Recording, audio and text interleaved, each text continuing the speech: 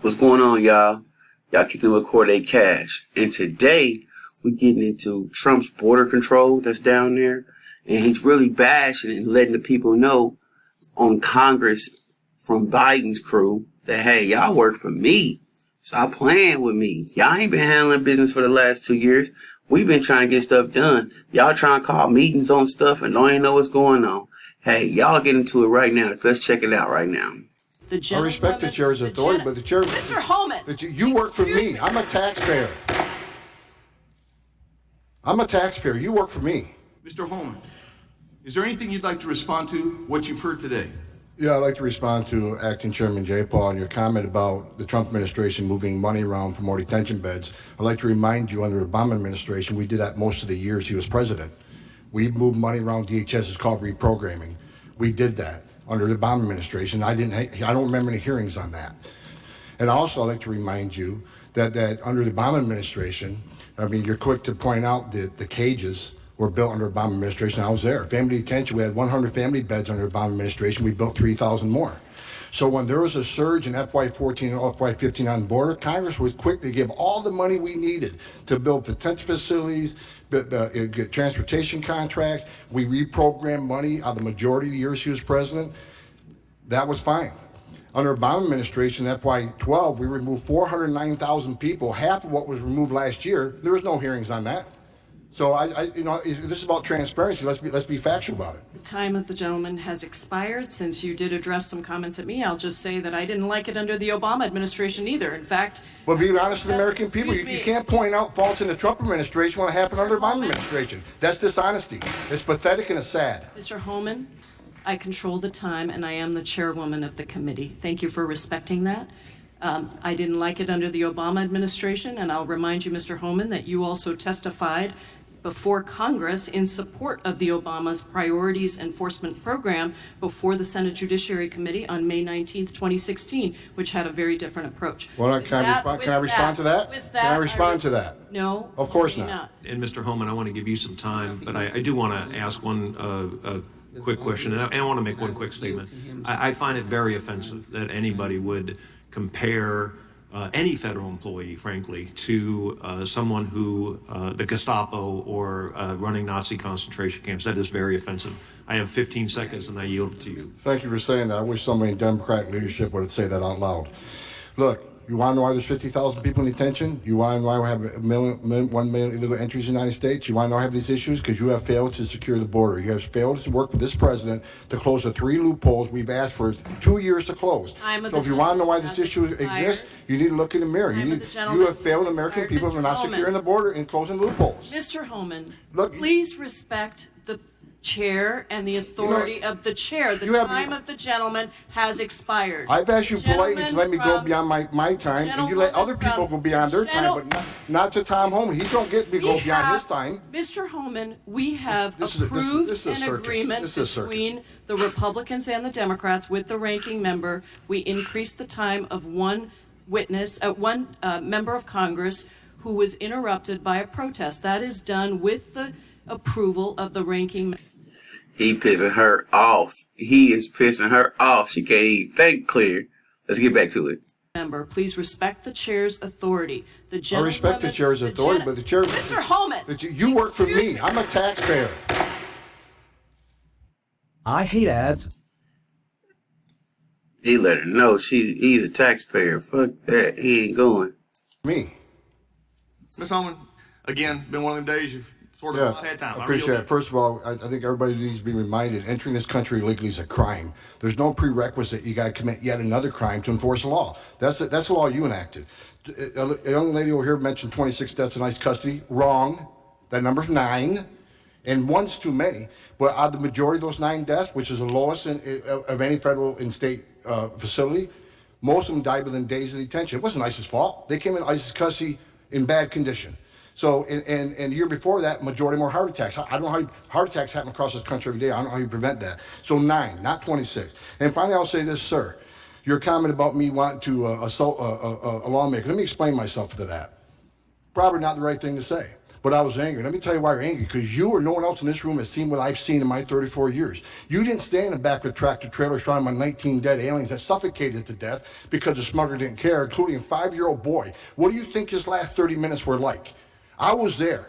I seen it, I smelled it, I saw it, and I had a 5-year-old boy at the time, and it changed me for the rest of my life. I've seen people who couldn't pay their smuggling fees got stabbed in the face 22 times. 31% of the women are being raped crossing this border. Children are dying. Cartels are getting rich. Why am I angry? Because you haven't done anything to fix it. Nothing.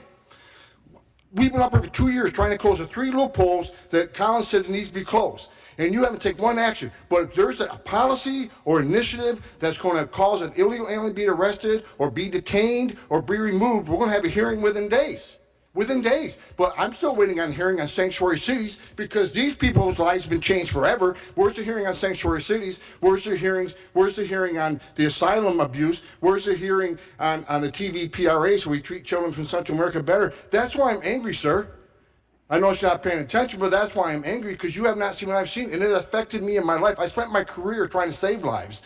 And when I see what's going on in the southern border right now, and you're ignoring it for political reasons, why not have a hearing on that? Why not fix the problem and close the loopholes? Why not? There's no downside on securing our border. There's no downside in illegal immigration being decreased. There's no downside on less drugs come to this country. Opioids, I see opioids kill every man, woman, child 3 times. There's no downside in taking money out of the cartel's hands.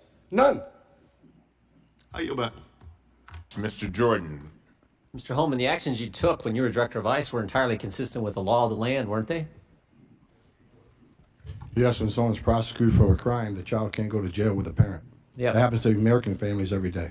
Yeah, and if we, as you said, I think earlier, if we don't like the law, last time I checked, it's the folks sitting up here got to change it. Yeah. And you've offered, I think, no more than 4 times 3 changes to the law that would help the situation. Is that right? Yes, sir. Maybe make it a 5th time. Can you say it a 5th time for this group? Just, because, again, we're the ones that have to change the law. So give us that recommendation a 5th time, the 3 things that we got to do. If we would close the loopholes in the TVPRA, where children in Central America are treated the same as children in Mexico, if we would change the Flores settlement agreement so we can actually detain families in family setting long enough to see a judge and plead their case, if we can change the rules of asylum so it makes more sense so 90% of the people don't pass the first interview and a lot fewer pass in front of a judge, those 3 things would make a big difference on the border and decrease the illegal entry. Because those 3 things go to the heart of the matter. They go to the incentive. Is that right? They go to incentive along with the other things, such as talking about abolishing ICE, having no detention, free education, Yeah. free medical care, citizenship for those who are here illegally. When you keep offering incentives for people to come, sanctuary cities, come to this country, you'll be protected from ICE. As long as you keep having this language, more people who are vulnerable people are going to keep trying to come. Those kind of statements made by Democrats in the United States Congress or in positions of influence in this country, they have an impact, don't they? They have a significant impact. When a member of Congress says abolish ICE, when another member of Congress says abolish DHS, when the Speaker of the House says walls are immoral, when the person who gave the State of the Union response to the President's State of the Union says she's okay with non-citizens voting, that all has an impact, doesn't it? Just like the laws that you're sworn to uphold and impact and do when you're the director of ICE. Now, what I hate is when people are trying to be funny and trying to downplay the next person, but can't even remember what the hell to say.